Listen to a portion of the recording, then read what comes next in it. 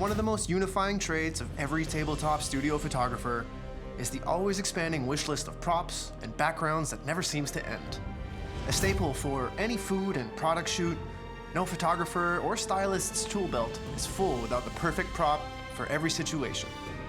From wood grain to resin, acrylic and vinyl, it's all about finding the texture and shape that perfectly complements your story. Except, I'm way too cheap for that. I'm here to make do with what I got and make the most of every dime I spent. Today I want to talk to you guys about how these props over here have helped me shoot these photos over here, and why it can be cheaper in the long run to invest in high quality materials when the situation is right.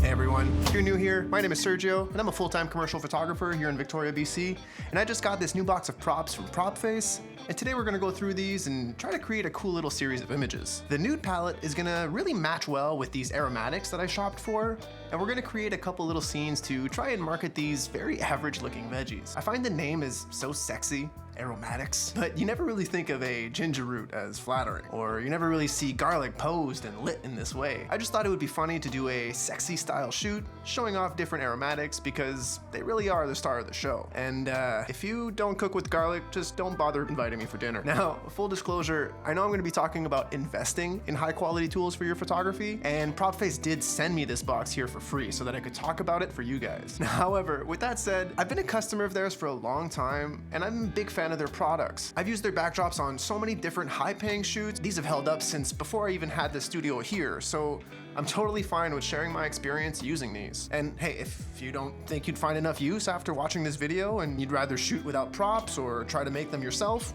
totally go for it. I've done that too.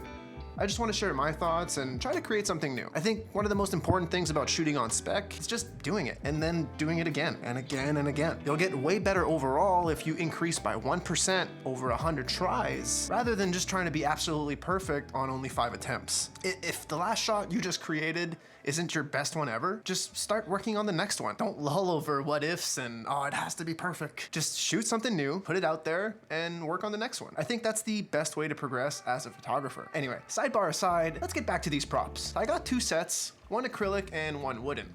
These acrylic ones are pretty. I think it's really nifty to use either of them just to shoot through, or use as a background with like a piece of paper that you can cut and put behind it. You can use it just on the ground and lay your product on it, or put it up against your light and use it as a cookie. This first square shape has a ribbed, fluted, or reeded geometric pattern. I always forget which term is which, but this other one here has a very organic look to it. I think it's meant to mimic water. The wooden ones here, these here are about an inch thick, which is really nice because that means they're gonna be able to stand on their sides, and that doubles or triples your options when it comes to these props. That's always very nice. The difference that high-end props really make is their uniqueness. This is a nice arch and they make much more weird shapes for sure, but you get something that really stands out and might be the perfect complement to the subject that you're trying to showcase. But also, they're great for retouching. The finish on these are matte and don't reflect your flashes in any weird way, and that gives them a nice uniform texture throughout. The straight shapes like this also really help in creating selections in your retouching if you're a pen tool user just like I am.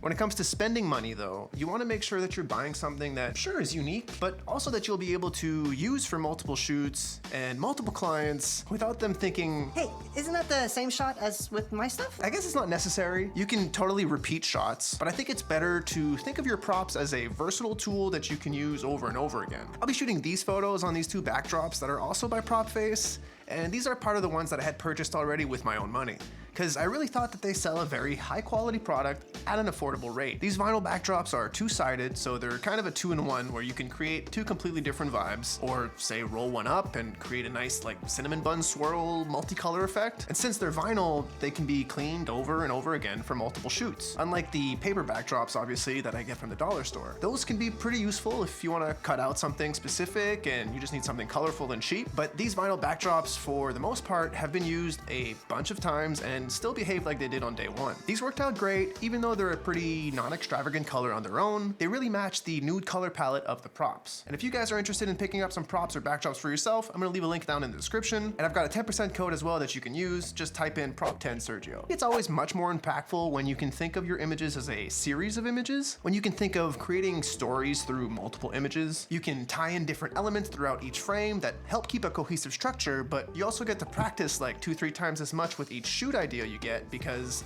you're trying to create multiple shots. At least that's what works with me. The one shot I usually have in mind that I know I want to create is often not the one that I end up being the most stoked on. So it's nice to give yourself options. I mean, hey, at the end of the day, if you only like one of them, that's still best case scenario if you had only shot one to begin with. I'm not saying you should rush through and create as many images as you can, but just try to look at your props and the subject matter you're choosing, analyze them from different angles, like literally and figuratively. Think of a premise like you're coming up with a joke. Try to tell a story throughout multiple frames. You're more likely to make a stronger impact with your work that way. So for this first shot, I went with the little ginger guy that looked like he was like, hey, look at me. I was playing around with these shapes and realized the acrylic boards fit ever so perfectly in the archway of these bigger wooden props. So I'm gonna play on that. This fluted / reeded one kind of reminds me of those steel doors outside of street shops when they're closed, you know what I mean? And for the ginger root itself, by the way guys, don't be afraid to pick and choose the best produce you need when you're shopping at your grocery store. I probably spent 15 minutes picking up different gingers and shallots, only to leave with like $4 worth of food. So for this ginger, in order to keep it upright, since it's not sitting the way I want it to, I ended up hot gluing an acrylic rod to it and shoved it into a grip head that I'm balancing on my surface. I know I can stabilize it onto a light stand. It's cool, don't worry about it. I was having a bit of a hard time getting the backlight to shine just right with the angle of the camera, but I was also unaware that I would end up cropping the image quite a bit tighter than how I was shooting it. I think it looks better like this anyway, but what do you guys think? I didn't know when I was shooting it that I was going to end up doing a background swap just to create something slightly more monotonous, but I also didn't realize till I was setting up for the next shot that I forgot to shoot my gray card. So I took a quick shot before I moved any of the lighting, but I ended up keeping the lighting pretty consistent for every shot anyway. The key light is this medium intensity reflector that you've seen me rave about in my top lighting modifiers for product photography video, which is about 45 degrees to camera left, and I've got it as high up as my studio will let me. I've got this diffusion sock just wrapped around the end of it because I didn't want the specular highlight that the reflector naturally gives me. But this sock just helps tame that shininess of that light. So let's move on. Now for this next shot, I wanted to do something similar, but let's use the other acrylic board instead, this water effect board. Originally, I thought I was gonna switch over to a red gel and create like a Inferno / Gates of Hell look, but I didn't like how it looked, so I just kept it orange. And that way it stayed consistent across all the images. And I think it works out better that way anyway. I got multiples of each of my produce, depending on if I wanted to create a hero of a single piece of each or have some supporting actors, so to speak. In the case of the garlic, I thought this purplish one was pretty and stood up nice. So I had it up on the riser and I broke apart another one to get some nice pieces here on this lower step.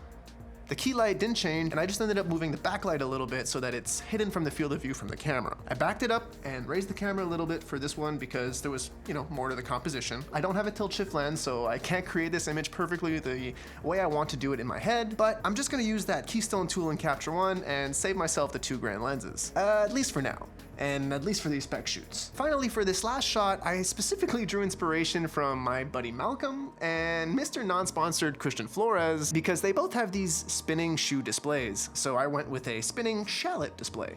I thought, why not take this arch prop and put it on its side since it's wide enough to at about 1 inch, and you get this effect of depth. So I thought it would create a similar effect to that rotating shoe display. Same with the ginger, I hot glued an acrylic rod to the edge of the shallot so that it's super easy to Photoshop out later in post. I ended up using a little bit of smoke for this image in the final product, but it was still super simple to remove the rod through the smoke in post. These things really are super useful and perfect for making pretty much anything float. I think I paid like $10 for 10 of these or something, Amazon. They fit in a grip head, super versatile. I use them all the time, get yourself some. As for the Propface props, I'm super excited to use these again. The color palette is going to be super useful for a bunch of other shoots I have coming up, so I'm pretty excited about this. Let me know down in the comments if there's something specific that you'd like to see me shoot, maybe splashes or cosmetics, or maybe we shoot some portraits next week. I don't know, you tell me. If you want to know whether high-end props are worth the extra bucks over some Dollarama props, check out this video over here.